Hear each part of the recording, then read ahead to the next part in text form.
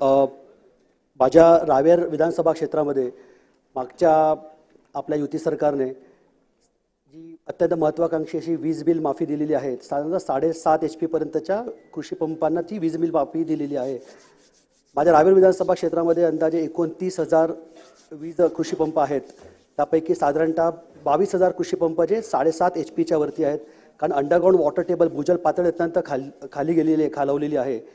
त्यामुळे ह्या वीज बिल माफीचा खूप कमी शेतकऱ्यांना त्याचा फायदा मिळालेला, लाभ मिळालेला आहे। एक आणि दुसरा अडचण अशी आलेली आहे की याच्यामध्ये की सोलर पंप देत असल्यामुळे त्या सोलर पंप 7.5 HP पर्यंत दिले जातात, परंतु भूजल पातळी 200 फुटापेक्षा खाली गेलेली असल्यामुळे त्याचा फायदा सुद्धा आम्हाला आमच्या रावेर विधानसभा क्षेत्रातील शेतकऱ्यांना मिळत नाही आहे। त्यामुळे या संदर्भात माझी शासनाला विनंती आहे की शेतकऱ्यांच्या हिताच्या दृष्टीने 7.5 HP पेक्षा जास्त क्षमतेच्या ग्राहकांना वीज बिल माफी देण्यात यावी। एक आणि जे परंपरागत